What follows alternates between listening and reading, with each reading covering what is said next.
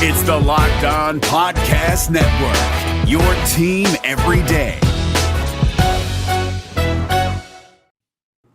What's going on, everybody, and good morning. It is Locked On NFL Sunday, and it is a beautiful one. We're going to be here for about 45 minutes today, breaking down some of the biggest stories from the week and getting you caught up with our local experts as well. As always, you've got myself, Ross Jackson, at Ross Jackson Nola, co-host, or really host. I guess I do that one all by myself over at Locked On Saints, but co-host as well over at the Locked On NFL podcast. And I am joined this week by David Harrison, co-host of Locked On Bucks podcast, as well as Locked On Washington Football Team. You can follow him on Twitter at dharrison82, about 45 followers away from 2,000 for my guy. So let's go ahead and get him up there. So if you don't follow him already, go and check him out. Whether you're a Bucks fan, a Washington football fan, or otherwise, he's a great follow. And I'm glad to have you here with me, my friend. How are you? I appreciate you, Ross. Doing great. Happy to be back on the show. Obviously, can never replace the great Cody Rourke, but I'm happy to fill in when I can. Come off the bench, hopefully hit a little bit of a double, maybe a triple. Let's see what we can do here. You're going to come through with the inside the park home run, the most exciting play in baseball that there is, in my opinion, outside of maybe like an unassisted triple play. But we're talking offense today, so that'll be fun. Yeah, Cody's fine, by the way. Cody's perfectly healthy. He's okay. He's doing great. He is just out of town right now. He's on vacation, so we're very excited for him and on. He'll be back the week after next. So right now, David has come through with the good graces and is here to co-host with me as we go through some of the biggest stories throughout the week. And so we're going to talk a little bit about the Bucks and Washington Football Team since we have David here. Get the skinny on what's going on there. Really impressive so far what the Bucks have done. Really exciting what's on the way for the Washington Football Team. But we're also going to be joined by Daniel Wade, one of the hosts of Locked On Chargers, as well as Lorin Cox, host of Locked On Bears. Going to get a little Tom Brady comments talk in today from his comments over at the shop. As always, you can check out at Locked On Network on Twitter to follow and take care of everything that you need when it comes to your sports needs all around. And of course, there's also the Locked On NFL YouTube page that you can check out as well. So let's start off real quick, David, before Daniel gets in here to talk a bit about the Tampa Bay Buccaneers and where they are. Very impressive off season thus far. Tell us a little bit about what the sort of temperature is around the Tampa Bay Buccaneers heading into a hopeful repeat as they look for another Super Bowl run. Yeah, really just a lot of excitement, but I think that the great thing about the Tampa Bay Buccaneers is bringing back their Super Bowl roster. It'd be real easy. And, again, we haven't seen them play a game yet, so we're kind of going off of what's being said and the mentality around the building and in the locker room and among the players. But the mentality of that 2020 team are Super Bowl champions. This team they're not Super Bowl champions because this year's Super Bowl champion has not been crowned yet. So if this team wants to be Super Bowl champs, they've got to go out there. They've got to earn it. They've got to go fight to get it. Everybody now knows you're a contender. Coming into last season, everybody expected them to become contenders. The addition of Tom Brady always brings kind of that mystique about you. But then at the same time, there were also a lot of doubters. And there were a lot of people who said, maybe Tom Brady is too old. Maybe he can't do it outside of Bill Belichick. Maybe Bruce Arians is too aggressive for what Tom Brady's style tends to be. And then you have those losses to the New Orleans Saints. You have that really ugly loss to the Chicago Bears. And of course, the now classic, gif of Tom Brady holding up four fingers that even he loves to share when he gets the opportunity to. The loss to the Kansas City Chiefs. And then getting into the playoffs, even coming out of the wild card round, the way that they beat the Washington Football Team wasn't as impressive as you would expect, a Tom Brady led team with a defense that's kind of young and hungry, but then they come out and they unseat the New Orleans Saints. They take care of business in Green Bay, and then the way they handle Patrick Mahomes, the Kansas City Chiefs. So now everybody's kind of looking at it and saying, oh, okay, there's the real Buccaneers. That's who we're expecting to get this year. And as the Saints have been through this as well. When you come into a season as Super Bowl champs, your mentality could be that that's in the past, but everybody's mentality is that's today. Every time you face somebody, they're coming in to defeat the Super Bowl champions. You're getting everybody's best game. No bulletin board materials needed, but this team's coming in hungry, coming in focused, and they got a lot of young guys who, even Joe Tryon, your number one overall pick, your first round draft pick, not coming in with the normal rhetoric of I want to be a leader, I want to make an impact. He obviously wants to do those things, but he's coming in hungry to learn, to develop, and to come into the fold wherever he can because he understands he's not here to save this defense. He's here to be a part of improving the defense even better than they were last year. Yeah, and that's a really important mentality for a rookie, right? To feel like you're coming into something that's already established and now you have the opportunity to just become a part of it and find a way to contribute, as opposed to the pressure of coming in and having to feel like it's your responsibility to sort of be the savior of that unit. Absolutely. Yeah, it definitely is. And all of these rookies, I mean, it's going to be a little bit harder this year to make the team. I mean, James and I, over at the Locked On Bucks podcast, we kind of did an exercise where we went through and we're like, man, there's only about 8 roster spots legitimately that are available.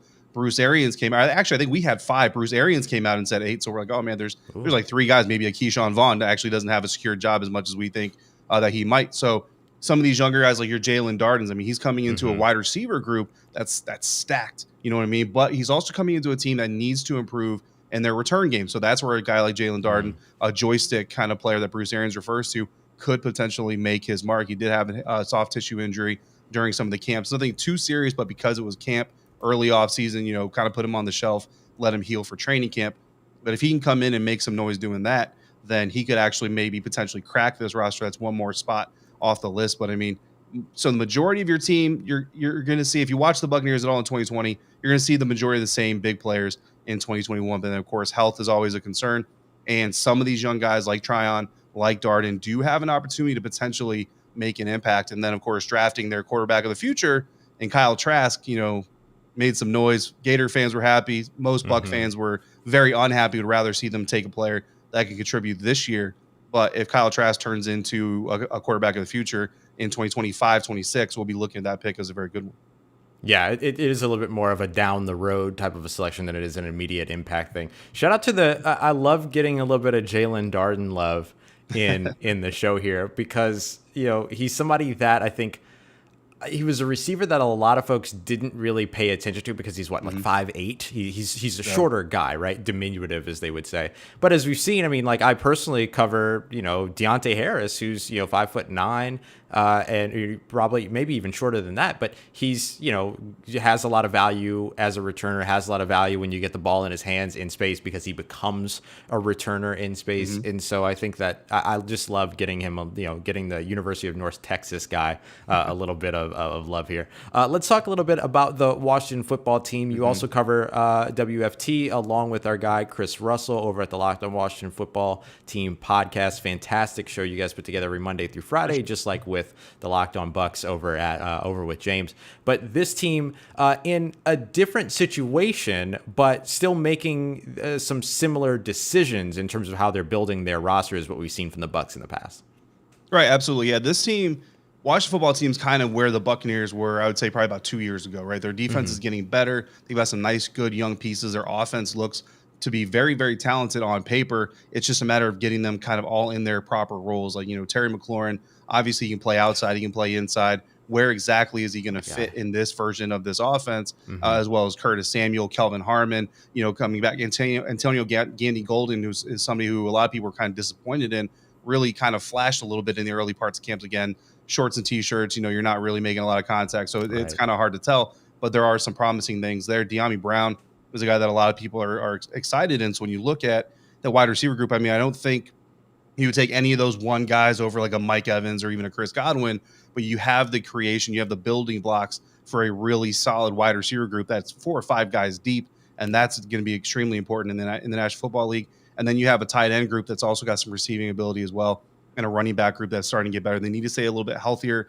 I kind of expected them to get a little bit more strong, like kind of like a Leonard Fournette type of guy that could run between the tackles a little bit better. So we'll kind of see how that running back group goes. But they do have another year, obviously, after this one, through the draft, through free agency. If they need to make that adjustment, that shift, add a guy like that, they can always do that. And then the defense, already studly up front, getting better in the back end through the free agents process, through the offseason, and then adding Jamin Davis in the first round of this year's draft. A nice young piece, intelligent guy, came in playing the mic during these early camps.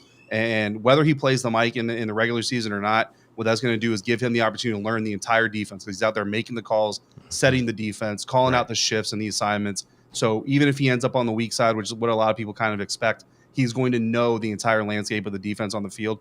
And that's a brilliant move by Jack Del Rio to kind of get him, get that learning curve accelerated a little bit. So when you look at the Buccaneers blueprint, right, it's copycat league. Everybody wants to know what the Super Bowl champs did to get to where they are. Well, they inserted a very capable quarterback into a team that was already kind of playoff ready. the Washington football team putting a team around veterans like Ryan Fitzpatrick, and you look 2 or 3 years from now, they could make some noise in the playoffs now, but then also have a roster that's really well put together for a rookie quarterback down the field. I don't know, maybe an Arch Manning comes out and goes to the Washington football team here in a handful of years and takes them to the promised land. Oh, wow. How nice would that be?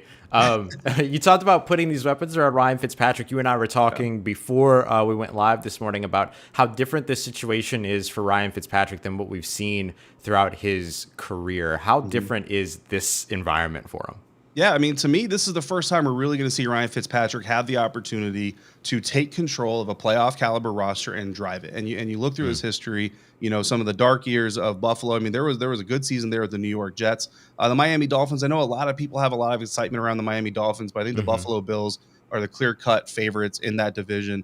Never count out Bill Belichick and what he can do with the New England Patriots. Not only are they bringing in some new additions to this year's team, but they had a lot of opt-outs last year that are coming back this year. I think that's something that is kind of important. So the Patriots could have a bounce back. I think the Jets are still kind of down there, but I don't look at the Dolphins as, I would probably call the Dolphins roster last season maybe a B- at best or a C+. You know what I mean? Like, they have some potential in there. There are some talented guys on the roster, sure, but I don't think they're a complete project yet. Whereas you look at what the Washington football team has been able to do and what they brought. And again, I wouldn't call them a complete project because there are a lot of new pieces that have to get integrated, and how they get integrated is going to have a big impact on this. But the last time I can remember seeing Ryan Fitzpatrick be able to lead a team like this is when he was with the Tampa Bay Buccaneers. But even then, it was more about Jameis Winston's suspension and more about those kinds of things. And it wasn't ever really Ryan's job, Ryan's team. He was kind of always a placeholder. This time he comes in, and if he wins, Taylor Heineke, nobody should sleep on him either. He is going to be competitive and try to get that starting job. But if Ryan Fitzpatrick is the starter for this team coming into the season, I believe it will be with the intention of being the starter for the entire season. And this, I really think, is going to be the best team that Ryan Fitzpatrick has ever led. And I think that's going to be huge into seeing Ryan Fitzmagic versus Ryan Fitztragic.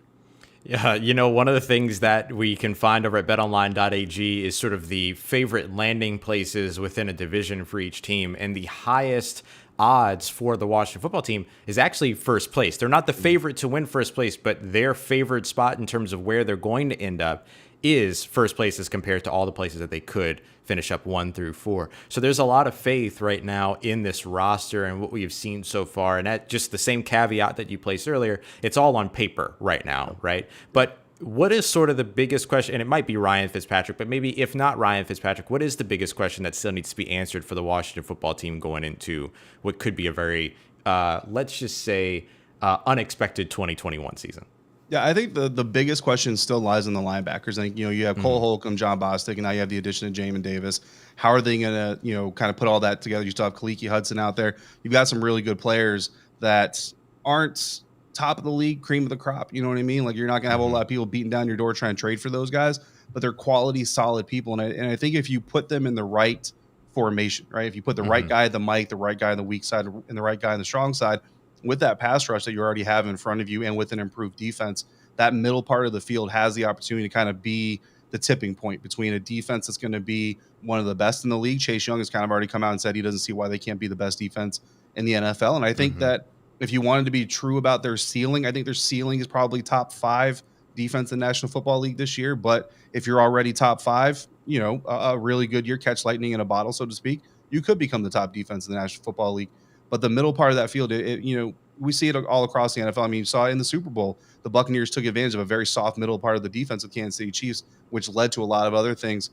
If they don't get it together, if they don't get the right group, the right mix in there, put the right guy in the right position, because they have a lot of versatility. But the problem with versatility is, where are they maximized? It's not Madden. You can't just go in there, change a guy to right outside linebacker, say, oh, look, his rating got better. That's where he should fit. Right. This is real life, and you have to see kind of how things work out. But I know Jack Del Rio is going to want to have a plan solidified by the time they hit the season and kind of run with it. So if the first 4 or 5 games go in that middle, deep part of the defense is really soft and not really being very effective, you could see the team kind of stumble out to, 2 or 3 losses in the beginning part of the year. And that's going to kind of set them back as they get into the bigger stretch. And then, they finished the season with a division stretch that I don't think we've ever seen before in NFL history. So getting set back like that before you hit your division stretch is really not advantageous. So that, to me, is going to be the biggest part. As much as people want to know how Ryan Fitzpatrick is going to fit with these new weapons, I think that middle part of the defense is the biggest part to whether or not this team comes out hot or comes out falling out.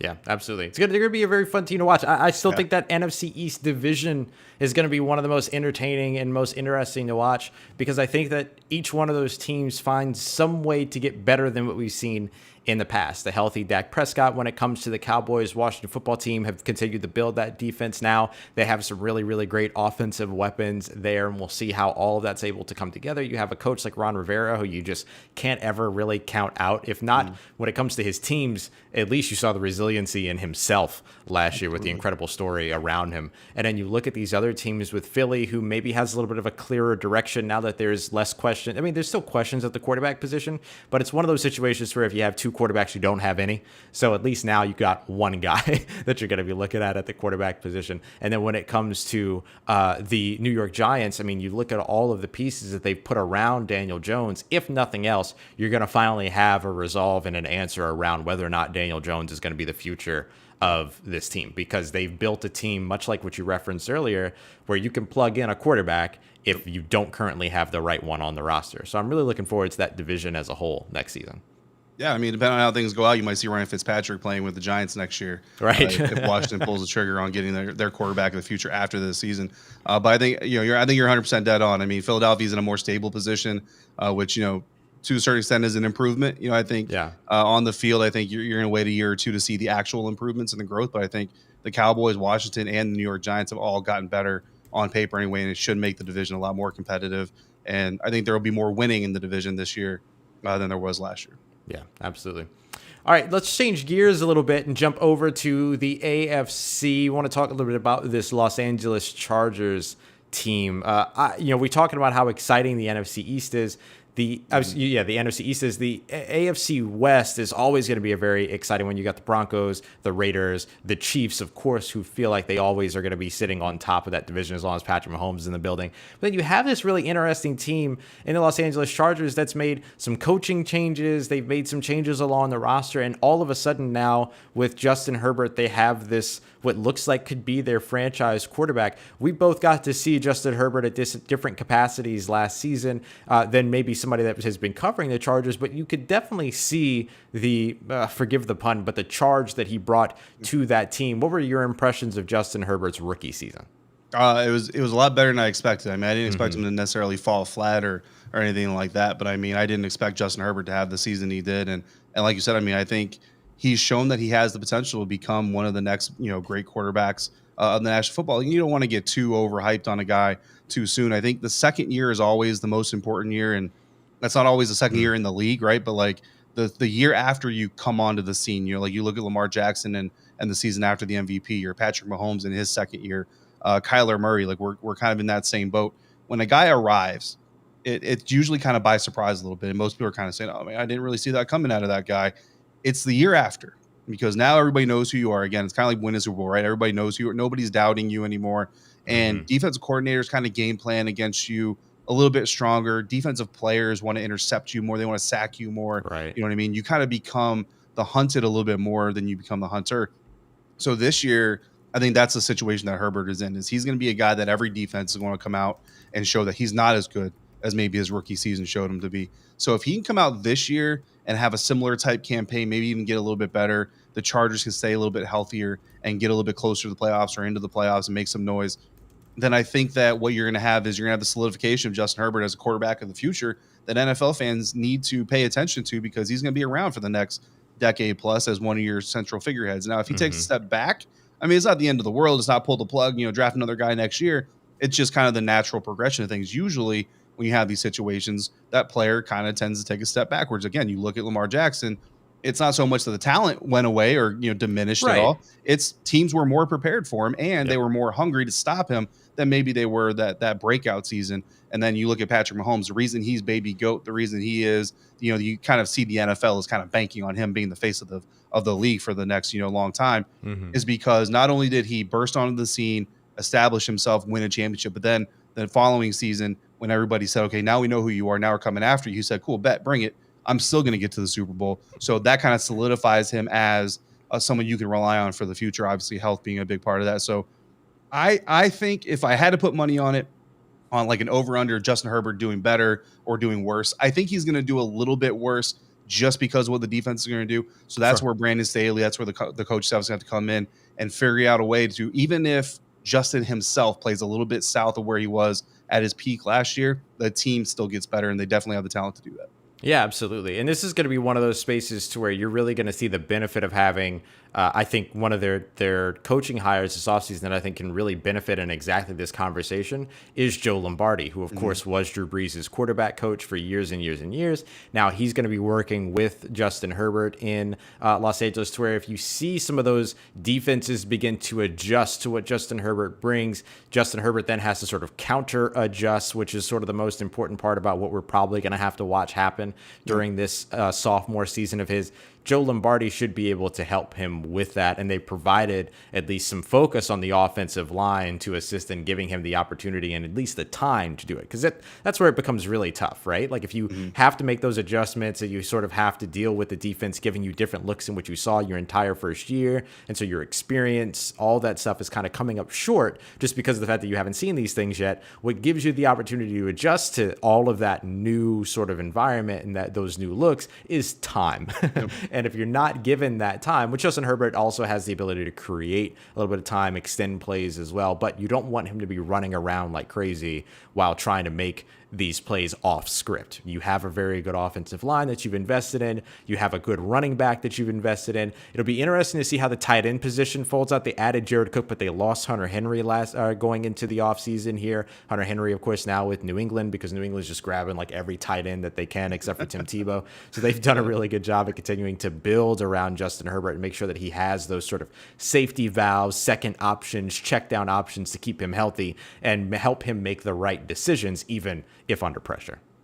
Yeah, absolutely. But the biggest thing for the Los Angeles Chargers to me is going to be health. You know what I mean? And we were talking about this a little bit. You know, Derwin James obviously is a big name. I mean, 5 games over the last 2 years. You know, you feel bad for the guy because it's not like he's out there doing something wrong. It's just kind of the natural progression of things. But, you know, that's a huge part of that defense that was missing. Nick Bosa has been injury prone. Austin Eckler gets his first crack at being the guy in the running back room, and he ends up with an injury and missing part of the season. You know, I like what they have as far as running back depth. Justin Jackson, Joshua Kelly, those are good, capable guys. I really like Larry Roundtree, the third. I mean, we were talking about him at the Senior Bowl. He's a guy that stood out to me, and I really liked him. I don't know how he gets in the game with this running back room if they all stay healthy. But, I mean, I guess the good news if you're the Chargers, if you do lose some guys or if you lose some snaps from Eckler because of injury, you have a guy like Roundtree who, if he can develop and learn quickly and become a contributor as a rookie, you have some talent that you can lean on there. Yeah, I mean, Rashawn Slater was a good selection to go to, again, protect Herbert a little bit and keep him from having to maybe do some things off script, but at least you have the confidence that he can do things off script. On paper, I think the Chargers are easily the second best team in the AFC West. You know, I think the Broncos are definitely a team that could rise up. The Raiders are a team, I don't know. I like their roster, but it just seems a year after year they find a way to underperform and underdeliver on their potential. And I mean, I'm not saying it's John Gruden, but look through his coaching history. There's some highlight clips of a Super Bowl win, and that's great. Don't get me wrong, but there's a lot more disappointing seasons mixed in with that coaching career than there are, seasons of overperforming maybe. So we'll see what they get out of there. I mean, he still apparently is not in love with Derek Carr, and quarterbacks don't usually do well with coaches that don't have confidence in them. So I think the Chargers, second place is really kind of theirs to take if they can stay healthy. And second place gives you a chance of making the playoffs. And Justin Herbert in the playoffs would be something that everybody should want to see. Yeah, absolutely. Absolutely. I think they're going to be a very exciting team heading into that season. I think you're right. The health is going to be the big question mark there. I think Austin Eckler's sort of usage is going to be a little bit more Alvin Kamara-like with Joe Lombardi there as the offensive coordinator, utilizing him in that type of a role. I'm excited to see how the wide receiver usage changes, all that good stuff. So I think this is going to be a really good team, but you're right. It's going to come down to health, and it's going to come down to Justin Herbert's ability to be able to adjust to what he's going to be seeing during his second season. So I'm excited to see them. I think it's going to be great, and I'm excited to see the AFC West and how competitive it can be at the top. I don't know where Denver is going to be able to slide in. Now, if Denver ends up getting themselves an Aaron Rodgers, then all of a sudden they're really competitive. But for me, it comes down to really those two teams with the Kansas City Chiefs and then potentially the Chargers finishing at second place and potentially finding a wild card spot within an expanded AFC playoff that now has an additional team that can get in there. And then, of course, you have the additional game during the rest of the season as well. So how are all these pieces going to hold up with an additional contest? Yeah, absolutely. And then Carson Wentz joining the Indianapolis Colts pretty much takes them out of playoff contention as far as I'm concerned. So, there's another team you don't necessarily have to worry about if you're the Los Angeles Chargers. Sorry to any Wentz or Eagles fans out there that got offended by that. Listen, I can't. No, don't worry about it. It's fine. I'm not too worried about Carson Wentz at this moment.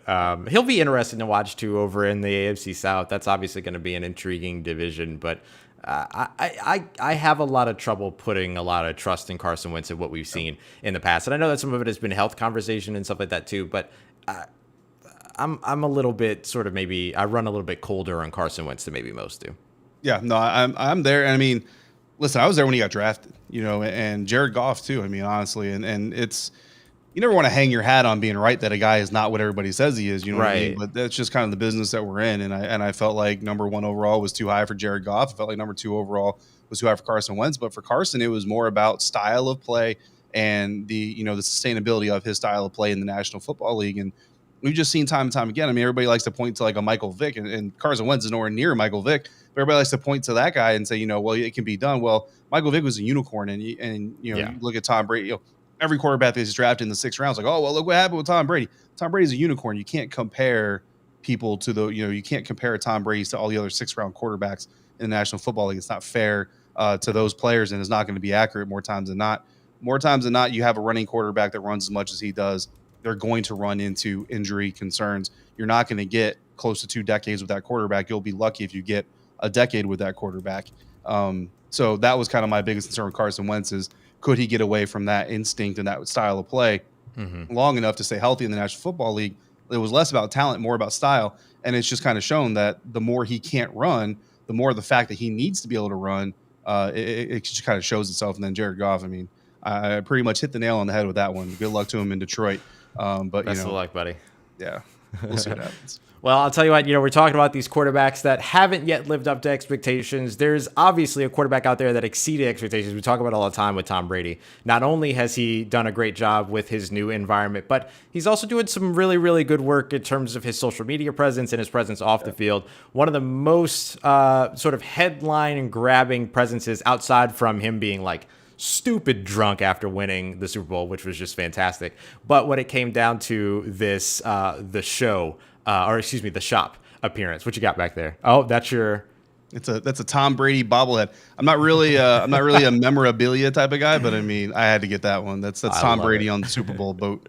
I love it. Well, he had an appearance here recently over on The Shop. Great series with just real talk amongst athletes, celebrities, things like that. He talked about some team that was interested in him over the course, or that he wasn't very interested in, but that was interested in him over the offseason, had some choice remarks about them choosing to stick with their quarterback. Here to talk about that and much more around the Chicago Bears is our good friend, Lorin Cox, the host of the Locked On Bears podcast. You can follow him on Twitter and keep up with the podcast every Monday through Friday at Cox Sports 1. You can also find him at Locked On Bears. You can find the show on YouTube as well, so go and subscribe to the YouTube page as well. Lorin, thanks for being here, buddy. How are you? Hey, I'm doing well. Just trying to find out if the greatest quarterback of all time was talking about my team as MFers, which team had to be the MFers. But it is amazing how he can say one sentence in 3 seconds of a social media trailer clip. Oh, yeah. Blows up 5 different fan bases that are all trying to figure this out. Yeah, it's really, really remarkable. So let's start off there. You hear this comment. You're sticking with that mother expletive deleted, talking about a team that he wasn't very interested in, but was trying to court him. But then I guess they changed course at the last second and decided to stick with their quarterback. What's the evidence? What's the idea in terms of his, the holistic view of all of his comments around it potentially being a target at the Chicago Bears? I wish I could pull a Sherlock Holmes hat. I know, right? Magnifying glass. Yeah. Let's investigate and see what we got here. No, the exact quote from Tom Brady is one of the teams, they weren't interested at the very end, and I was thinking, you're sticking with that mother, and cuts off intentionally. Right. to grab your attention. So, you start to kind of go back through that free agency period. The Saints were reportedly interested in Tom Brady, but then Drew Brees comes back. So that kind of fun. He wouldn't refer to that Drew Brees as that MFer. There's a certain level of respect there. The Chargers were one of the teams that were presumably heavily after Tom Brady, but they were after Brady after Phillip Rivers already said he was going to leave. They had parted ways. So there wasn't a quarterback there for them to stick with. There was no MFer left. Good point. They signed Tyrod Taylor later, but can't be the Chargers. So then for me, kind of comes down to the Bears or the 49ers, Jimmy Garoppolo, Mitch Trubisky. I mean, the Titans and the Raiders were those teams that were like thrown out there as like maybe interested, but like it was fully reported with credible, local and national journalists that the Bears made Tom Brady an offer. The 49ers heavily pursuing Brady. So like those are kind of the two that we know are there. And so then is it his past relationship with Jimmy G on the Patriots where he's like, they're sticking with that guy, but 49ers just lost the Super Bowl that year. That was, Jimmy G goes 13-3, played bad in the Super Bowl, but wasn't as though the 49ers were like questioning at that point whether Jimmy Garoppolo was going to be their guy. So you can make a strong 49ers argument, but it seems to make the most sense for me that the 8-8 Bears coming off of a super disappointing 2019, they were trying to build off of 2018, and they're, they go to the playoffs and have the double doink the next year. They're trying to come back and be better. They fall short, and then they pursue Tom Brady and say, no, thanks. Brady could say, you're sticking with Mitch Trubisky after that you had, well, I'm available. It seems like there's a lot of evidence in that investigation. Yeah, absolutely, Lorin. But I mean, so let's assume it was the Bears. Just for the sake of the conversation, let's assume Tom Brady was talking about the Chicago Bears. And like Raj just mentioned, I mean, the report is right. He wasn't really interested in them in the first place. They kind of threw their name in the ring, and then they pulled it out. And he's like, I didn't really want to date you anyway, but you called me, and now all of a sudden you're blocking me. Like, what's the deal there? How is it? I mean, how is the aesthetics on that? If Tom Brady, the greatest quarterback of all time, looking for a new home, really is just kind of not interested in your team. Do you think it has more to do with, it's Chicago, it's not Los Angeles, it's not a beach, it's a cold environment? Or do you think it has more to do with the state of the Bears as they were in last year and then coming into this year? How does that kind of make you feel if that is in case how he feels about your team? Yeah, I mean, we all kind of knew last offseason that, yes, Tom Brady was going to be available, but you couldn't find a Bears fan within 100 miles of Chicago that thought, oh, yeah, he's going to come here. We're going to land him. Like this is our plan for the offseason. So, like, I think for me, it was all a bonus. It was like, whoa, the Bears are pursuing Brady. Like, they're interested. There's a chance. So you're telling me there's a chance. Like, that's about where we stood. So it wasn't like, well, Brady turned the Bears down. Like, oh, woe is me. I can't believe we didn't get the greatest quarterback of all time to sign here at the free agent. I mean, it was more frustrating that they traded a 4th-round pick for Nick Foles than it was that they didn't land Tom Brady. Sure. Phillip Rivers was available, Brady was available, Bridgewater was available. Even Andy Dalton you could have signed him for free and not have to trade a 4th-round pick for Foles and to give Foles a renegotiated contract extension that guaranteed 3 years of that deal. So he's still stuck with them on the roster, and they're trying to get rid of him 12 months later, and still then bringing in Andy Dalton for more money than he would have been the year before. That's the frustrating part more than Brady picked a different team. Yeah, it's almost more about what they did do than what they weren't able to do, if that makes sense, in terms of where they go next. So they aren't able to get Tom Brady before the 2020 season, but they come out of the 2020 season with a playoff appearance. And then, it's still a playoff appearance. Sound like Matt Nagy and Ryan Pace. They're like, oh, hey, we made the playoffs this year. We're on our way. They went 8 or 9-7, 8-8, I think. Yeah, snuck into the playoffs. So they snuck into the playoffs, but then despite getting into the playoffs, they still get their potential franchise quarterback in Justin Fields. So the long game of all this, I imagine, can't be too terrible. I know that you have to see Justin Fields. He's never taken a snap of NFL football, but you have to feel like Bears fans kind of feel like they're in a much better place than they could have been at this time. 100%. It's just weird for me because, like, yes, the Bears draft Justin Fields and everything in Chicago feels like it's better, right? It's like there's a long-term future. There's a hope here. There's this feeling around this quarterback. I mean, it feels different even than when they drafted. Dishes are a little bit deeper. Polish sausage is a little bit more Polish. Like, there's meatballs all these a little more spicy. Yeah.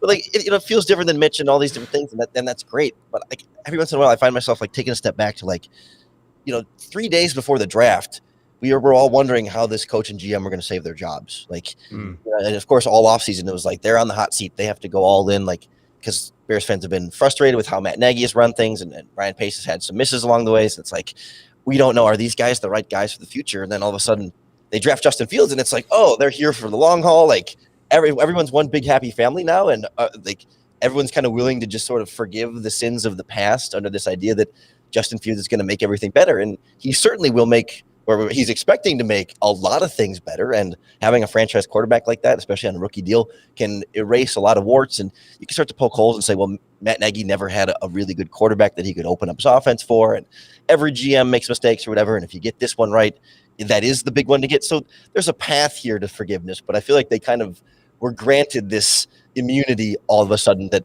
maybe hasn't been fully earned yet. Sure. And that's completely understandable. Like, you don't want to get too far ahead of it, but there's light at the other end of the tunnel. Potentially. Yeah. Now, Lorin, I mean, that is the assumption, right? A lot of times, like when head coaches get a rookie quarterback, the assumption is, well, you pretty much got like a 2 or 3 year stay of execution. But we've also seen situations where that's not necessarily the case. Is there like a benchmark that Matt Nagy and this team have to hit in 2021, even with a rookie quarterback, in order to save Matt's job? Or do you think it's kind of one of those deals where he's going to get at least a couple years with Justin before he gets fired? I mean, are you looking at like 7-8 wins minimum, or else you could see a new coaching staff? Or do you think that this is a true stay of execution that you're looking till at least 2022 for a coaching staff or a coaching change, if it happens at all? Yeah, I think they're pretty much, I can't say they've been assured of their job security, but they sort of operate as though they're good now. Like, you know, and for a while this offseason, it was very much like you could tell there was not pins and needles or eggshells, but just kind of like there was this sort of heat, and now things are just easier. So I think the commitment to the Andy Dalton, Patrick Mahomes sort of style here, where they're doing the Alex Smith Mahomes thing for Dalton and Fields. We are starting Andy Dalton week 1. There's Matt Nagy's like, there is nothing that is going to change that. Justin Fields could have the training camp of his life. He could light up the preseason. Andy Dalton is starting week 1 if he's healthy. That's the one caveat. If Andy Dalton gets hurt, it's Justin Fields. But so like the fact that they're so steadfast to this, we are going to take our time with Justin Fields as much as we can, that would signal to me that they've got some assurance that they can take their time with Justin Fields. They don't have to get him on the field early to save their jobs. Presumably he'll be good enough and better than Andy Dalton sooner rather than later. And whether that's 3 games, 5 games, or week 10 bye week, you make that change. It's coming. Everyone in Chicago is just, there's a ticking clock for Andy Dalton. Like, when are you going to mess up? When are you not going to be good anymore? And we can put in Justin Fields. So I don't know that there's a win total number. I think it's just a feeling of progress and hope needs to be there. And if Justin Fields goes out there and is awful and the Bears win 4 games, then maybe everyone is fired. And I will say, BetOnline.ag has Matt Nagy with the 3rd best odds for first coach to be fired this season. I think it's Mike McCarthy, Vic Fangio, and then Matt Nagy is number 3, which is surprising for a lot of Bears fans, but sometimes Vegas knows a little bit more than we do. Yeah, absolutely. That's why our good friend Matt Moscone over at Locked On LSU says that's why they have all the big buildings. They know something that we don't. Lorin, before we get you out of here, once again, at CockSports1 on Twitter, make sure you go and throw him a follow. Wanted to ask, before we get you out of here, outside of the quarterback position, which I know you're spending a lot of time talking about when it comes to the Chicago Bears, what other position has been upgraded the most over the course of this offseason, or even if you need to take a couple steps back over the past couple of offseasons that we should be paying attention to for the Bears going into 2021? This is what's so weird about this team, right? Is that they've had to shed salary this year, and they've kind of just had to replace guys. Like, I can't point to like a position specifically that is drastically upgraded. I mean, like, their backfield is going to be a lot better this year because Tariq Cohen was back from tearing his ACL last year, and they signed Damian Williams from the Kansas City Chiefs. So it's like, I mean, it's one veteran minimum free agent. Doesn't feel like a huge upgrade, but they finally have 3 running backs instead of last year when David Montgomery got hurt momentarily. It was Cordell Patterson is RB1, give him 25 carries, and the undrafted free agent behind him will get in there too. So that'll be some improvement, but a lot of turnover on the offensive line. They're going to start Tevin Jenkins as a rookie at left tackle. They had to release Kyle Fuller at cornerback, and their secondary is going to look a lot different now. And it's pretty much otherwise the same front 7 too. So there's not. That's what it's weird. Like I was saying with this offseason, where it's like, it doesn't feel like the Bears got a lot better. It doesn't feel like Matt Nagy and Ryan Pace did something to save their jobs.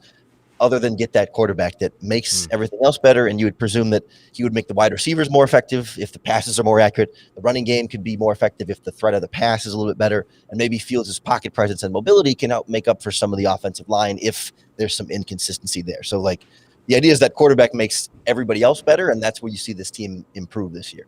Definitely. Well, I'm just excited for Allen Robinson amongst really anybody else at this point. I'm very Darnell excited. Mooney. And Darnell Mooney as well. I've been a huge fan of Darnell Mooney. Of course, he was at Tulane, so it's great to see a local guy for me, thriving in an offense somewhere. But I think Allen Robinson's been through enough.